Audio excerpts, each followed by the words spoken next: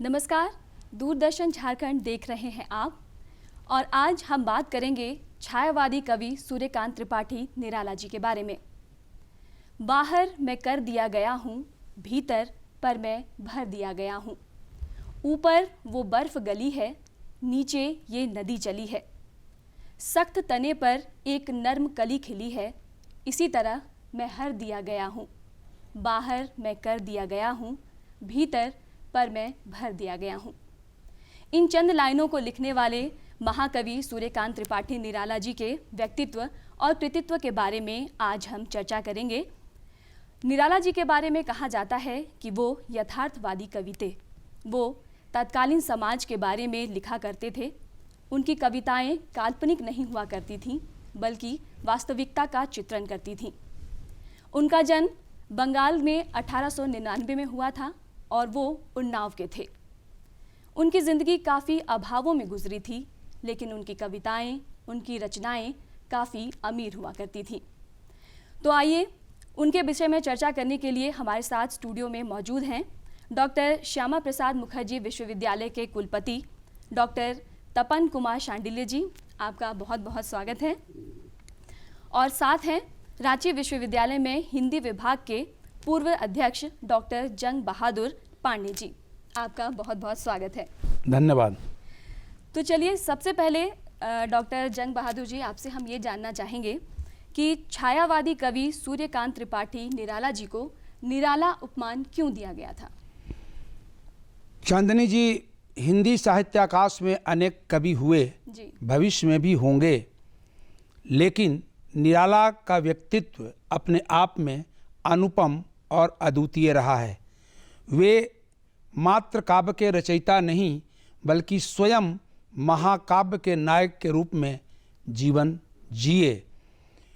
उनके साहित्य में जो विविधता है, जिसको लेकर के आलोचकों ने कई बातें कही, और सूर्यकांत त्रिपाठी निराला इसलिए हुए कि उनकी कविता में एक तरफ राग है तो दूसरी तरफ विराग है, एक तरफ संघर्ष है तो दूसरी तरफ प्रेम है। इसलिए अपनी कविता में विविधता और व्यक्तित्व की अखंडता और परंपरा से अलग हट करके नई राह बनाने के कारण वे साहित्य में निराला संज्ञा से अभिहित किए गए। और वाकई यह निराला संज्ञा सूर्यकांत त्रिपाठी को पा करके धन्य हो गई। पूरे हिंदी साहित्य के इतिहास में ऐसा भव्य व्यक्तित्व लेकर के दूसरा कोई साहित्यकार नहीं है, इसलिए वे साहित्य में निराला कहे जाते हैं। और पंक्तियां हैं कि तन मन धन सबसे अद्भुत था, तन मन धन सबसे अद्भुत था, इससे नाम निराला था, सूर्यकांत कविता का नन का नर नाहर मतवाला था। वाह, कितने अच्छे शब्दों में आपने इसे अभिव्यक्त किया, हमें समझाया कि सूर्यकांत त्रिपाठी जी को निराला क्यों कहा जाता था।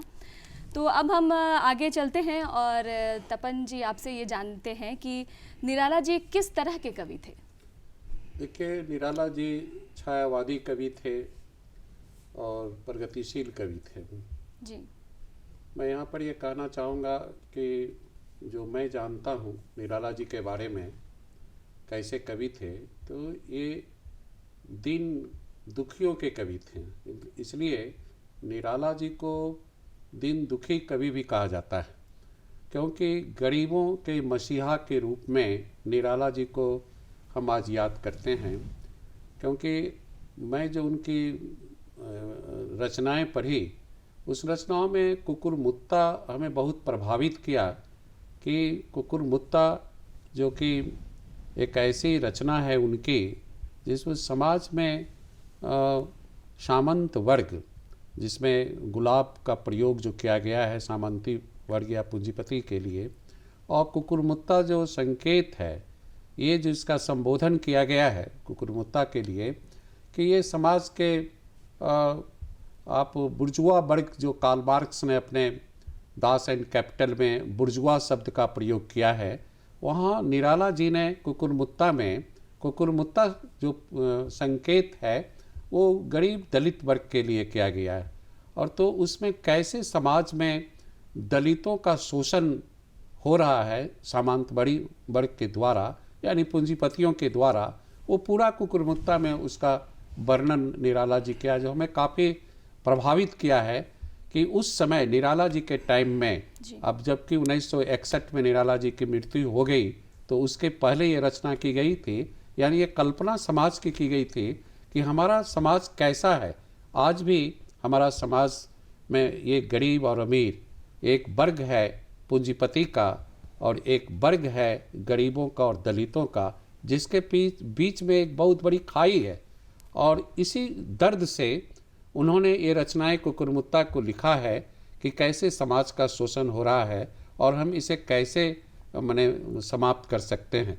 तो प्रगतिशील कवि होने के नाते इन्होंने इस प्रकार कुकुरमुत्ता जैसे कई ऐसी रचनाएं उनकी है, जिसमें भिक्षु का भी आप नाम ले सकते हैं कि वो चित्रण समाज का किया गया है और उन्हें एक दर्द है कि समाज में जो गरीब और अमीर के बीच की जो खाई है उसका एक दर्द उनको है, और वो दर्द, उसी दर्द के कारण उन्होंने इस प्रकार की रचनाएं निराला जी ने रची, जो कि आज भी उन मरणोपरांत हम लोग सभी उनको याद भी करते हैं, उनकी रचनाओं को भी याद करते हैं।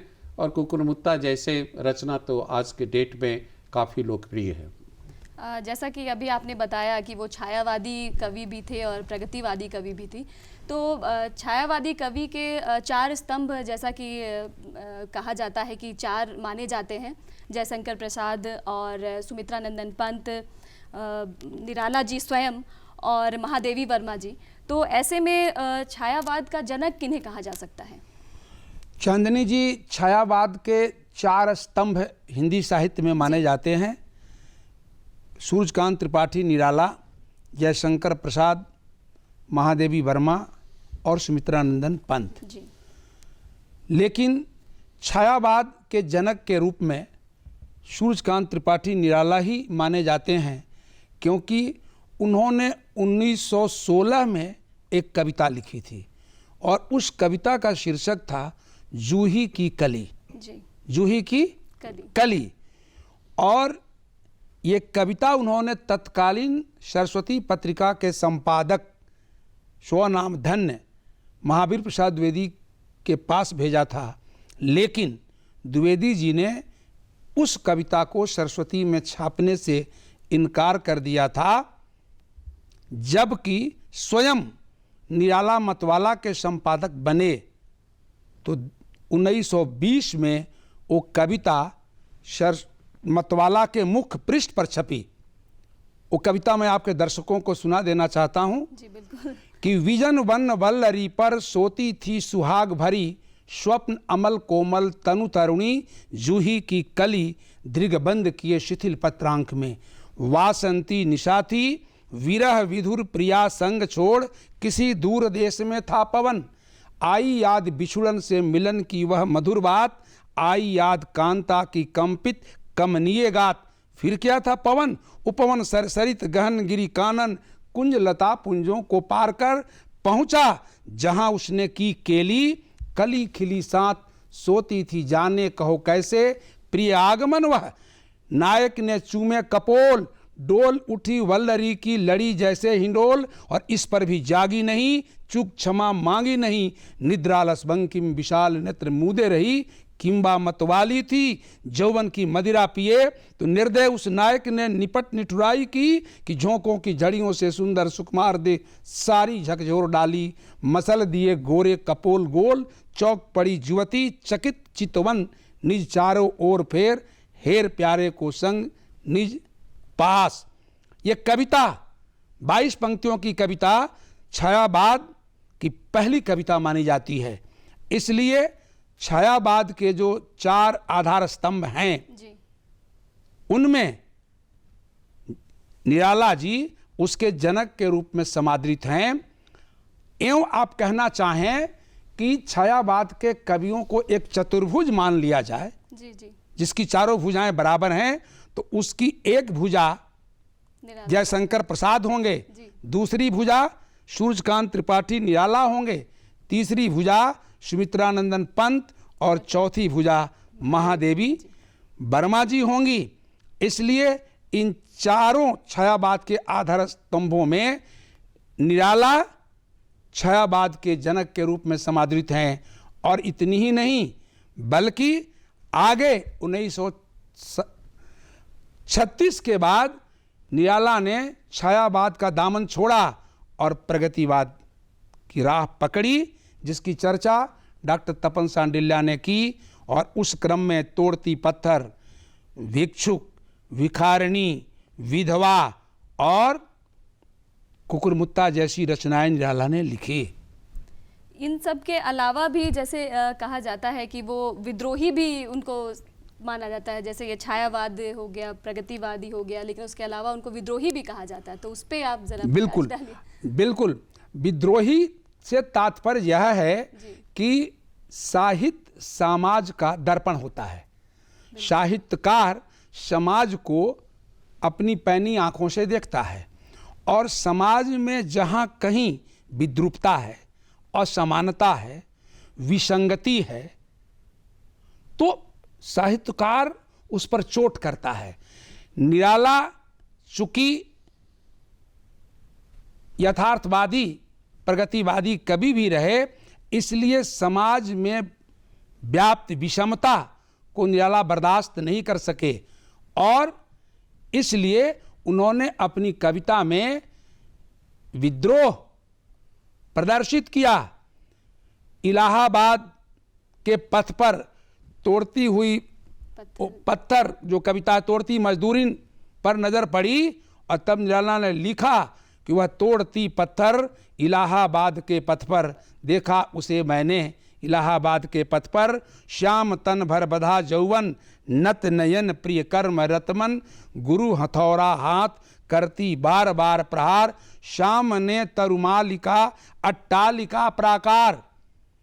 ये निराला उस पूंजीपति उस महल की ओर देख रहे थे और ये मानो भिखारिनी मजदूरिनी का जो हथौड़ा था वो महल पर चोट कर रहा था। इसलिए निराला की रचनाओं में विद्रोह की चेतना है।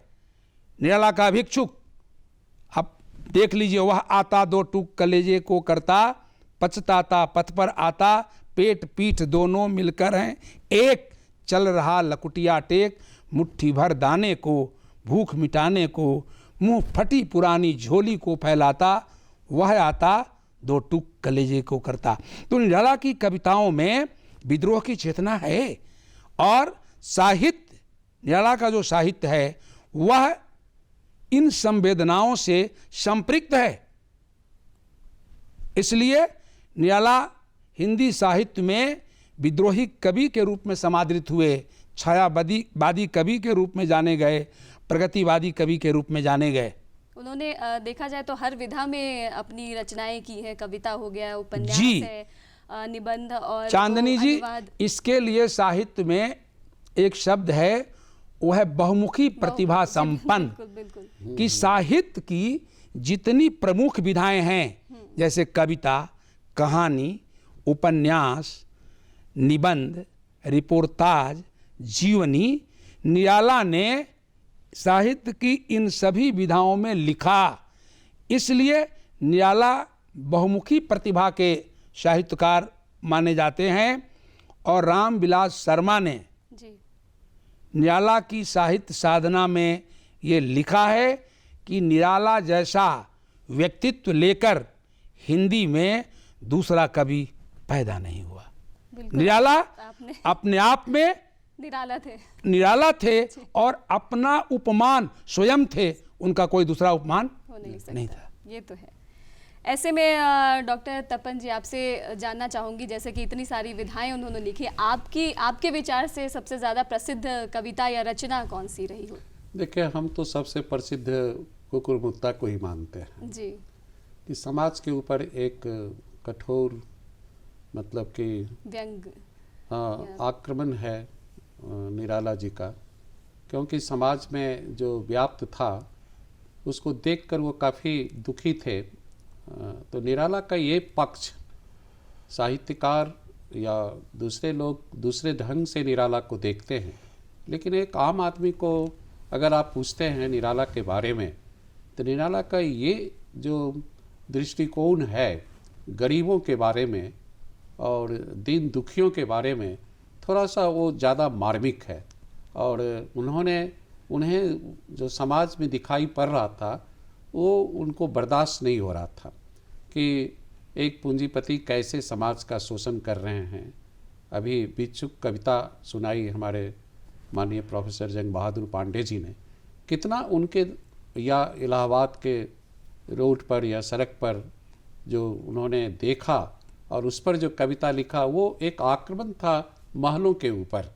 तो निराला का ये पहलू बड़ा महत्वपूर्ण है उनके जीवन में कि समाज को एक सच्चे आईना दिखाना वो चाहते थे कि भाई समाज हमारा किस ओर जा रहा है, इसका दशा क्या है, इसकी दिशा क्या है। तो एक साहित्यकार जो है सरकार की आंखें खोलने का काम करता है अपने कविता के द्वारा, अपने साहित्य के द्वारा, अपने कहानी के द्वारा, क्योंकि एक बहुत भूमिका में साहित्यकार, हालांकि तो निराला जी एक कवि थे, प्रमुख रूप से कवि थे निराला, लेकिन उनमें एक बहुमुखी प्रतिभा थी जिसकी बात अभी हमारे माननीय प्रोफेसर साहब ने किया, जंग बहादुर पांडे जी ने बताया आपको कि देखिए कितना प्रतिभावान व्यक्ति थे कि वे हर समाज के प्रत्येक पहलू को उन्होंने टच किया और बताया कि हमारे समाज की वर्तमान स्थिति कैसी है। और वे चाहते थे कि हमारे यहाँ समानता, यानी कि जो थ्योरी है विकास का कि सोशलिस्टिक पैटर्न ऑफ सोसाइटी, यानी समाज का जो विकास हो वो समता के आधार पर हो, सभी को 2 जून की रोटी प्राप्त हो। इसलिए उनकी जो भी रचनाएं आप पढ़िएगा तो उनको लगता है कि उनके पास काफ़ी दर्द था, समाज को देखकर एक दर्द था, और उस दर्द के कारण उनकी लेखनी का दिशा जो था वो समाज के ऊपर एक प्रहार था। तो इस दृष्टिकोण से निराला जी वास्तव में निराला हैं और छायावाद और प्रगतिशील कवि के बहुत बड़े महानायक हैं। ये जो आपकी बातों से ये बिल्कुल सहमत रह रहे हैं सभी की, ये इन्होंने एक तरफ समाज को आईना भी दिखाने का काम किया कि आप एक महल में रह रहे हैं और सामने आपके एक मजदूरन जो है वो पत्थर तोड़ रही है। तो दोनों जो विषमताएं हैं उनको उन्होंने अपनी रचनाओं के द्वारा हमेशा दिखाया है। लेकिन इसके अलावा भी जो उनके जीवनी के बारे में अगर हम बात करें तो देखा गया है कि बहुत अभावों में उनकी ज़िंदगी बीती है। कहा जाता है कि 1942 में जब देश में महामारी फैली थी तो उनके भी घर के कई सारे लोग काल के गाल में समा गए थे। तो उन्होंने उस वक्त भी कई सारी मार्मिक कविताएं लिखी थी, तो उस पर आप कुछ प्रकाश डालना चाहें? जी, निराला का जो संपूर्ण जीवन है वो मतलब त्रासदी से भरा हुआ है। और जैसा मैंने आपको अभी बताया कि वो विद्रोही कवि थे, निराला ने कभी अपने स्वाभिमान से समझौता नहीं किया। मैं उनके जीवन के 2 प्रसंगों को बताना चाहता हूँ।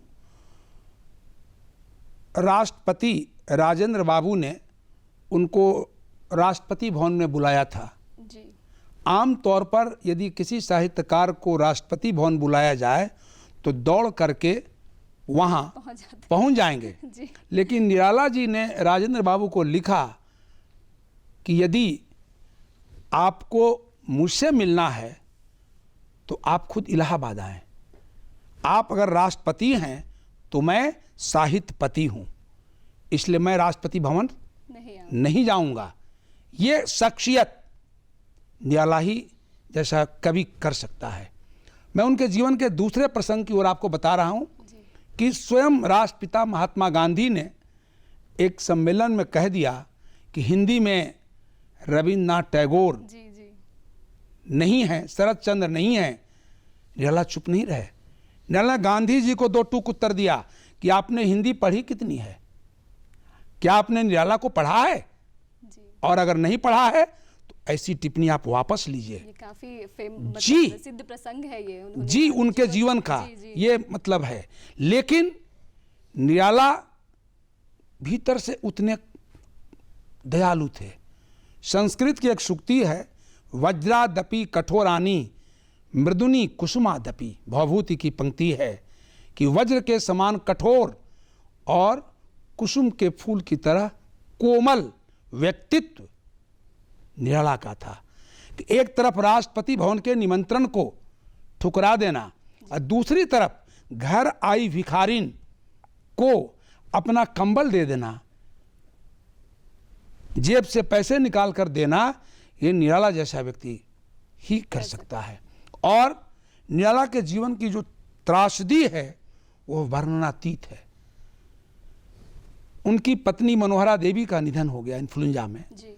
18 साल की एकलौती पुत्री सरोज का निधन हो गया और निराला ने अपनी पुत्री सरोज के निधन पर एक शोक गीत लिखा था। जी, 318 पंक्तियों की लंबी कविता है और हिंदी साहित्य के इतिहास में वैसा शोक गीत दूसरा नहीं लिखा गया। सरोज स्मृति, जिसमें निराला ने लिखा कि धन्य पिता मैं निरर्थक था, तेरे हित कुछ कर न सका, जाना तो अर्था गमोपाय, पर रहा सदा संकुचित का है। और ये कविता सरोज को समर्पित है। इसलिए निराला के भीतर करुणा थी, वेदना थी और एक तरफ समाज की विसंगतियों को लेकर उनके मन में आक्रोश था। निराला के जीवन के बारे में आपने पूछा है, निराला इतने अक्खड़ थे कि वह किसी से समझौता करना नहीं जानते थे। मैं उनकी एक कविता का हवाला देना चाहता हूं। सम्राट अष्टम एडवर्ड के प्रति, सम्राट अष्टम एडवर्ड के प्रति निराला की एक कविता है। जब वो कविता 10 पंक्तियों की निराला ने लिखी तो आलोचना होने लगी कि निराला अंग्रेजों की चापलूसी कर रहे हैं। लेकिन निराला ने कहा कि सम्राट अष्टम एडवर्ड के प्रति जैसा व्यक्ति होना मुश्किल है इतिहास में, और मैं इसलिए मैंने उन पर कविता लिखी कि इंग्लैंड के संविधान में यह प्रावधान है कि यदि राजकुल का कोई व्यक्ति किसी गैर व्यक्ति से प्रेम करता है तो उसे सिंहासन का त्याग करना पड़ेगा। सम्राट अष्टम एडवर्ड लेडी सैमसन से प्रेम करते थे और ये फरमान जारी हुआ कि या तो आप इंग्लैंड के तख्त को स्वीकार कीजिए या लेडी सैमसन का परित्याग कीजिए। सम्राट अष्टम एडवर्ड ने इंग्लैंड के तख्त का त्याग किया और प्रेम के निर्वाह के लिए लेडी सैमसन का हाथ थाम लिया। निराला ने कविता लिखी कि मानव मानव से नहीं भिन्न, चाहे वह हो श्वेत अथवा कृष्ण, भेद कर पंख निकलता जो कमल, वह एक है हो चाहे सरोवर। इसलिए मैंने सम्राट अष्टम को पर कविता लिखी क्योंकि उन्होंने प्रेम किया नहीं, प्रेम का निर्वाह किया और प्रेम के लिए लंदन के सिंहासन का परित्याग किया। ये निराला जैसा व्यक्तित्व है। जब व्यक्तित्व की बात चली है तो आपसे भी संक्षेप में जानना चाहूँगी कि निराला जी के व्यक्तित्व के बारे में डॉक्टर तपन जी आप क्या कहना चाहेंगे? देखिए, निराला जी के व्यक्तित्व का तो पूरा वर्णन कितना भी किया जाए तो वो अधूरा ही माना जाता है। निराला की जो कृतियाँ हैं जी, वो सारी कृतियाँ को देखने से लगता है कि उनका व्यक्तित्व कैसा रहा। 2 पार्ट में आप बांट कर इसको देख सकते हैं। जितनी भी कृतियाँ हैं, छायावादी ये कवि हैं, प्रमुखतः ही कवि ही हैं, और एक पार्ट तो उनका ये है। दूसरा है कि प्रगतिशील कवि भी हैं, जहाँ की मैंने पूर्व में भी आपको बताया, जैसे अभी आपने देखा जितना डॉक्टर साहब ने आपको बताया निराला जी के बारे में, कि एक जो इलाहाबाद में रोड पर पत्थर तोड़ती ही महिला, अब इसके बारे में देखिए, इसी को चित्रण आप कीजिए कि क्या उनके मन में विचारें उठी, कैसी विचारें उठी कि महिलाओं को देखते हुए उनकी कलम तैयार हो जाती है, ये लिखने को मजबूर हो जाते हैं कि हमारे समाज में ये महिला जो पत्थर तोड़ रही है, ये किस समाज के किस चीज़ का प्रतीक है। अब देखिए, उनके व्यक्तित्व को यहीं से पता चलता है उनका व्यक्तित्व कैसा है कि एक महिला को पत्थर तोड़ते हुए देखकर उनकी कलम चल पड़ती है और सारा वो वर्णन कर डालते हैं, और उस महिला को देखने के से उनकी जो लेखनी में शक्ति मिलती है उस समाज को एक दिशा देने का काम करता है। तो स्पष्ट है कि उनके कृतियों के द्वारा हम निराला को देखते हैं कि आज निराला जी जो हैं आज भी उनकी कृति उनको अमर बनाए रखे। बिल्कुल, यूं तो सूर्यकांत त्रिपाठी निराला जी की रचनाओं के बारे में कुछ शब्दों में कह पाना सूरज को दिया दिखाने के बराबर है, वो तो हम कर ही नहीं सकते हैं, लेकिन फिर भी अपने इस कार्यक्रम के ज़रिए हमने थोड़ा बहुत उनको और ज़्यादा करीब से आपको बताने की कोशिश की है। और हमारे दोनों अतिथियों, आप दोनों का बहुत बहुत धन्यवाद है। आपने इतने विस्तार से और इतने अच्छे तरीके से और इतने सरल शब्दों में हमें ये सब कुछ बताया। इसके लिए डॉक्टर जंग बहादुर जी, आपका बहुत बहुत धन्यवाद, और डॉक्टर तपन जी, आपका भी बहुत बहुत धन्यवाद। आपका भी बहुत बहुत आभार और धन्यवाद। जी, तो इसी तरह जुड़े रहिए हमारे साथ, देखते रहिए दूरदर्शन झारखंड, और हमें दीजिए फ़िलहाल इजाज़त। नमस्कार।